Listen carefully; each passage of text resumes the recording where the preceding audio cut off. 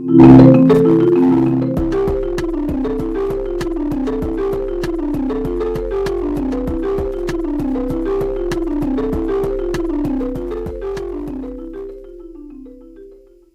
welcome to our show called Tiewdohmaw, a program which focuses on the life and achievement of prominent citizens of Meghalaya and the contribution towards the betterment of our society. And in today's episode of Tiewdohmaw, we will be highlighting on the life journey of one of Meghalaya prominent personalities, Toki. Well, Toki needs no formal introduction. A former IAS officer and a social activist, Toki has been actively involved in social affairs in the state of Meghalaya, and he is currently the president of iCare, which is a society of informed, conscious and responsible existence. Welcome Toki to our studio. Thank you. And it is wonderful to have you with us to talk about your journey and your experiences as a civil servant and also as a social activist. Thank you so much. So Toki, can you tell us a little about yourself? Well, I was brought up in Shillong. I did my schooling in St. Edmunds in the 50s and the 60s. Passed out and then joined St. Anthony's College for my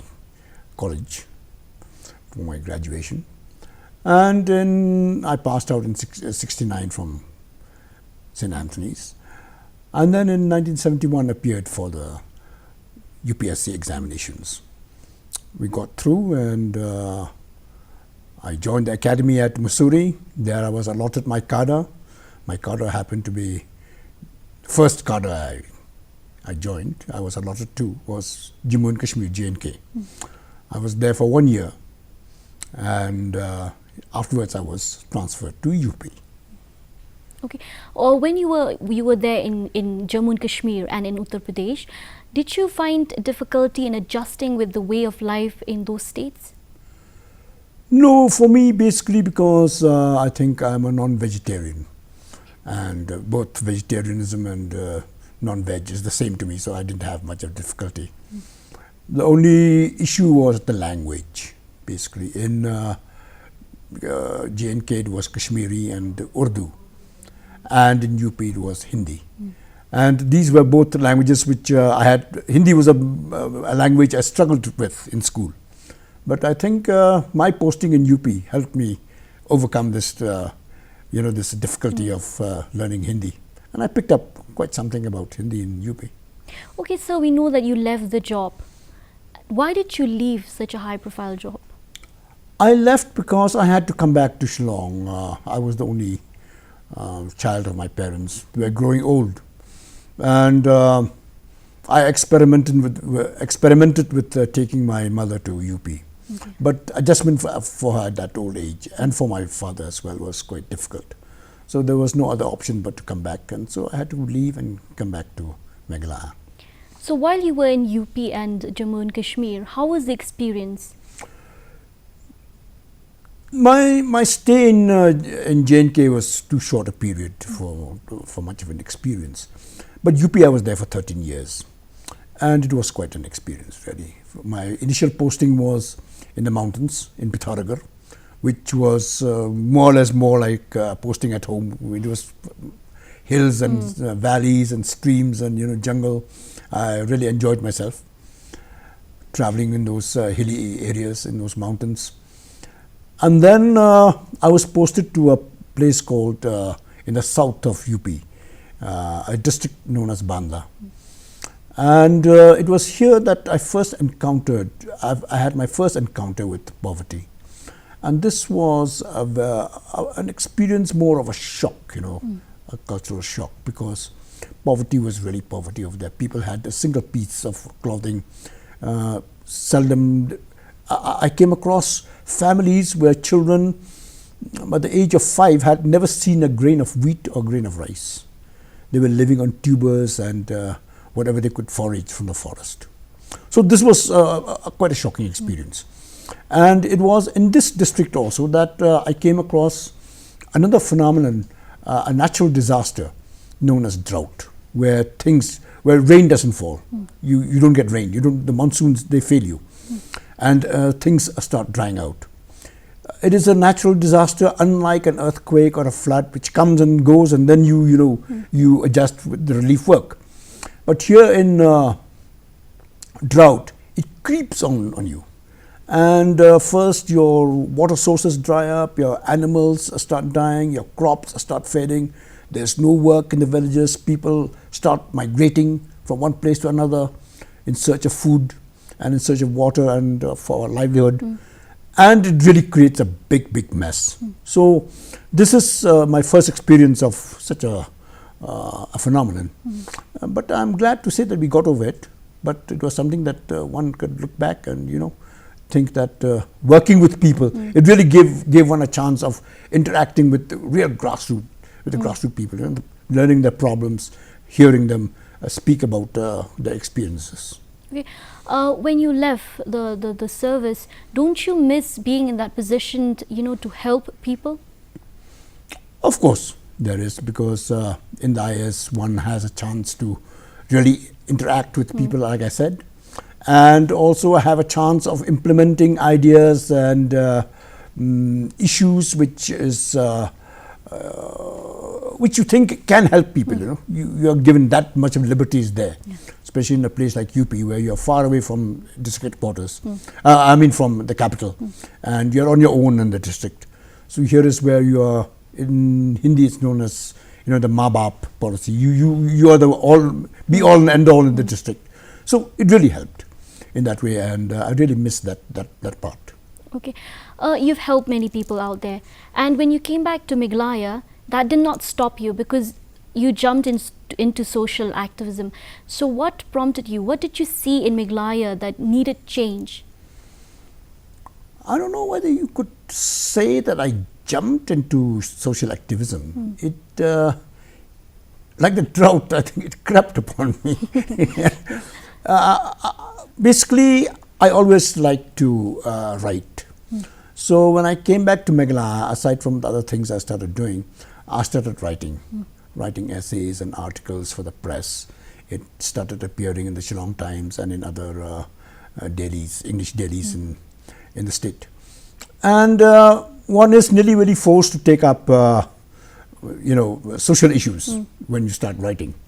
And this is where, a bit of an independence or a different thinking came in the papers. People started appreciating, people started asking you, looking at you because you presented a different viewpoint. And that is where people started saying, oh yes, he's becoming an activist, taking up issues, challenging the government, challenging the powers that be, challenging the administration, and challenging society itself also at times. So here is where I think that term activist came in. So not long ago you started iCare. What prompted you to start iCare? You see, iCare was basically an idea of a group of people meeting together and looking at the way things were being run in the state. There are a lot of issues that one is dissatisfied with, which one thought that could have been done better. And as activists, we thought that could we do something about it? But we thought, let's start with the difference. iCare is basically a group of people who are interested in the governance, in issues of governance. But we thought, instead of confronting government, instead of challenging government, why can't we engage with government? Start engaging with government on issues that affected the state, affected the region, affected the people. And here is where iCare came in, I think. And I'm glad to say that we were able to do something or create an impact here and there. What are the issues that you have been able to take up and got the attention of the government? We got the attention of both the government and the public, I think, and society as a whole, because basically, the first thing we took up was to engage government on a policy, a new policy of the 1990s, which the government of India had initiated, called the Look East policy. And we engaged the state government, government of Meghalaya, into discussing and taking up a debate on this issue. And I was glad to say that during that time, it was under the chief ministership of Dr. Tiewdohmaw that he really encouraged us and he really supported us on this issue. That was one that we took up with the government.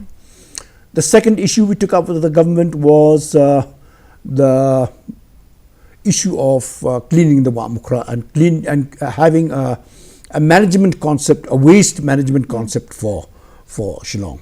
I think that was the first time that people started waking up to the fact that something needs to be done about how we managed our waste, both solid and liquid waste. Nothing much came out of it, but at least it created an awareness, I think, in the public and in the government. The third interaction we had with the government was more of a challenge.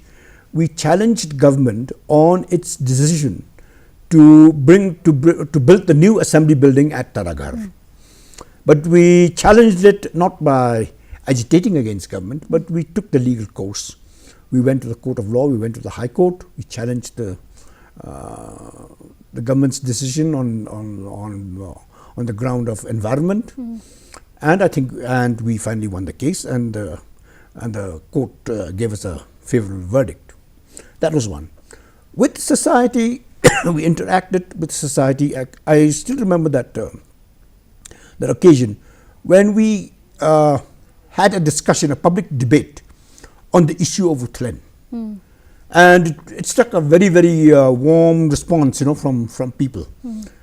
People really supported it, and they gathered around, and at least again an awareness was created in the public about the social evil of Utlen and the way and the way people reacted towards this threat.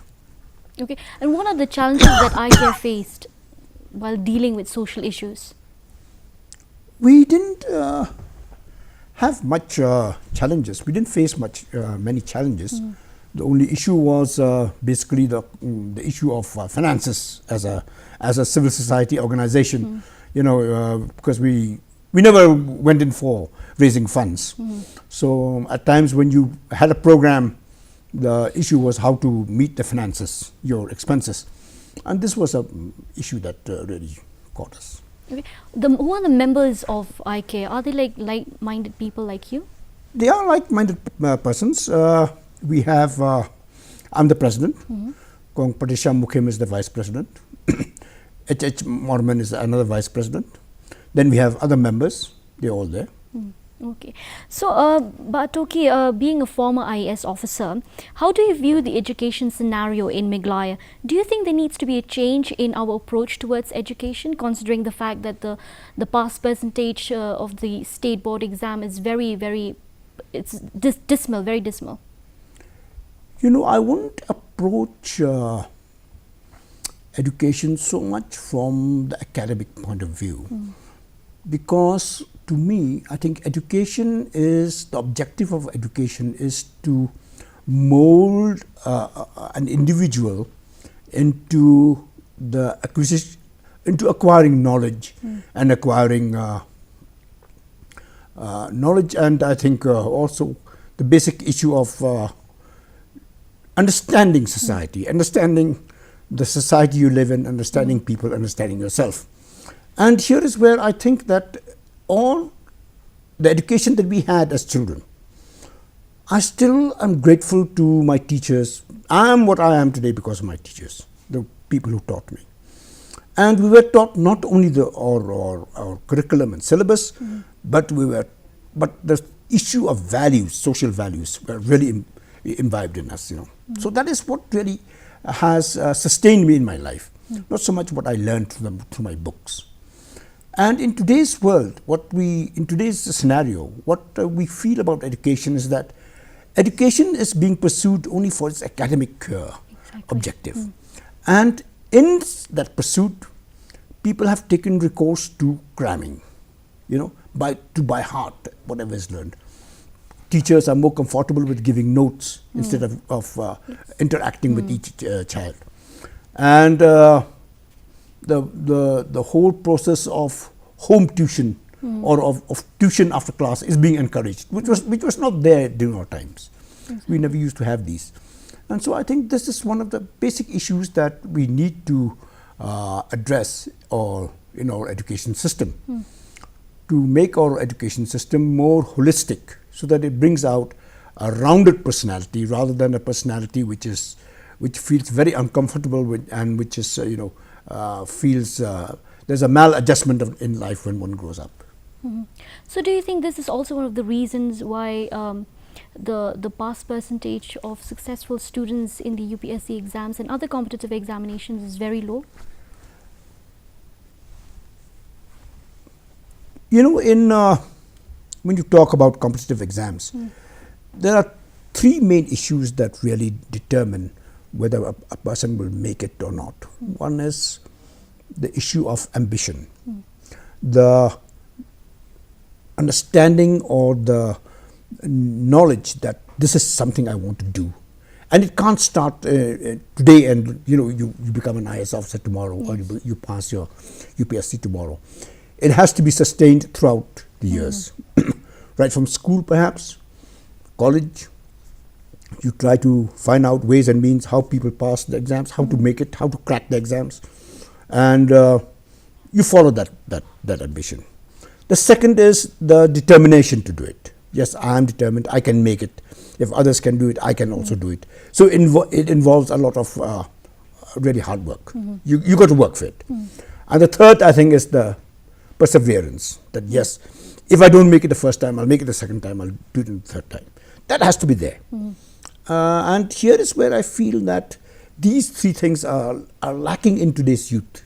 We don't have that determination, that perseverance of, yes, I'm going to go ahead. And that's why so few of our people make it to the civil services in today's age, which is a sad fact.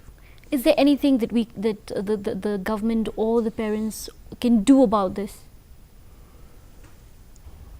Aside from these three issues which I said, appearing and cracking the civil services, especially the UPSC exams, has a lot to do with also meeting a huge competition.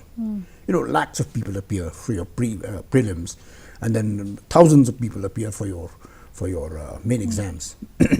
And out of this, only about 700 or 600 of you will be chosen in the allied services and in the main and in the IS and IFS. So I think to be able to compete, one needs a helping hand in the form of coaching. So in today's world, I find that this coaching aspect is lacking in Meghalaya. Okay. A lot of the young people who are aspirants to crack the examination, they have to go outside. They have to go to Delhi or to other places for coaching, which is quite an expensive affair. So either the government should come in with some sort of a support system in creating that coaching atmosphere within Meghalaya itself, within Shillong itself, so that people, the local boys and girls around here, can attend their coaching, have proper good coaching in Shillong itself, or maybe subsidize their fees if they have to go coaching outside. So, but we know that Meghalaya has quite a high literacy rate, but we see that our educated youths are still unemployed. Where do you think is the problem? Where lies the problem? How do we find a solution to this? I think the solution lies in a mindset, because the education system that we are following right from independence till to date, more or less, is to churn out people who will be able to serve government. And that's the education system that we have. And till the early 70s or early mid 70s, what we found was that people who graduated were more or less assured of a job in the government. I still remember that when I passed out in '69, within a week someone had come and said, why don't you join a government department? And I joined a bank here. We were hardly anything. Please, you have passed, please come and join. Now that doesn't take place nowadays. Yes. For one post there are thousands of applicants, thousands of people, the competition is there. And government jobs are saturated. But Meghalaya being such a backward state, out of the way state in the northeast, lacking vital infrastructure, it's very difficult for the private sector to enter into the state also. We don't find much of that happening. Big companies are not coming in. They're not absorbing our youth. Exactly. And then we find a difficulty for the education, which has not built up the skills that one needs to adapt itself to a post educational era, or age. Secondly, we find that we are not building up the skills needed by the rural population. In the rural areas, it's agriculture. We don't have much of a agricultural syllabus or agricultural curriculum in our education system. So here is where I feel that, and people have identified this, I'm not the only one who's saying it, people have identified tourism as one of the main sectors which can absorb a lot of our people, a lot of our youth, educated youth or uneducated youth. And I feel that much more needs to be done by the government to focus on this issue, on how to accommodate the local aspirants into tourism. We have a lot of tourist places, and we are concentrating on the scenic beauty that we have in the state. But there are other aspects of tourism also that the state needs to acknowledge that we have a strength in. One is health tourism. We have a salubrious climate, a good place where healthcare can be taken care of. We have traditional healthcare systems. Kerala has really invested in this, and they have made a lot they have made inroads into this. We can do the same for our tourism sector. And I feel that educational tourism also can be a big factor here, because we find a number of persons, they find that the educational institutions in Meghalaya offer better education in Meghalaya than in other places. And students come and study here. They come from the northeast, they come even from outside. So if residential educational institutions can be built of repute, of international standards in this area of ours, I think that is one aspect that can absorb a lot of our youth. Earlier you mentioned about agriculture, and we also know that you were involved with NERCOM, a UN project. So what was your experience when you were working with NERCOM then? You see, NERCOM was a challenge. Because when you talk of agriculture and you talk of rural development, what happens in India is that this aspect of development is driven from the top. It's a top-down approach. It's the government that initiates schemes, projects and programs for the development of the rural areas, be it in agriculture, be it horticulture, be it animal husbandry, be it whatever rural development that you're talking about. Then in 1998, this first of its kind in the northeast was initiated by the government of India in collaboration with IFAD. IFAD is the International Fund for Agricultural Development, agency of the UN, which in the UN thinking scheme of things, they wanted to bring in a directly opposite paradigm to what was happening. And they wanted to bring in development which should come from below. Instead of being implemented from above, they wanted development to come from below. They wanted the active participation of the communities, of the people. People should start thinking on what sort of development do they want for themselves. So NERCOM, the Northeastern Region Community Resource Development Project, we call it NERCOM, was initiated by IFAD, and it worked with NEC. Then from Delhi it was the Home Ministry which controlled it. Later on it became donor, but at that time when we entered the picture, it was with Home Ministry. And three states were taken up in the northeast, in Manipur, Assam and Meghalaya. In Meghalaya we had two districts, West Khasi Hills and West Garo Hills. I was the first project manager of this program, and it was quite an experience. Again, from my district days, coming back to the Northeast and working with people. And here again, the whole process of not only creating awareness, but empowering societies, empowering communities, villages, and especially women to become directly involved with development, their own development. They started planning, they started thinking on their own terms, and it was really fantastic. One of the significant issues was the issue of microfinancing in our self-help groups. We created women's self-help groups, and they started saving money, started lending among themselves, started managing their own funds, money which they controlled. And for people in the villages, for illiterate people, it was something very fantastic to watch. It was really a joy to work with these people. So, Toki, you have been, you have been involved in many issues, and you are a source of inspiration for many people. What is your message to our youths, to our upcoming environmentalists, upcoming civil service aspirant, and upcoming social activists? I don't know what you are saying, what sort of a message would I have, but I just wanted to bring in a few common sense things, common sense issues which I feel or people they need to start thinking among themselves. Number one, I take up the whole message of I care. It's time that we started recognizing that the government we have is our own government. There's no point electing governments and then confronting them and having agitations over issues. It's about time that we started engaging with government, talking with government, because government also realizes that we have an issue. There's a problem. Exactly. So taking the problems and discussing it with the government, I think this is about time we started doing that, number one.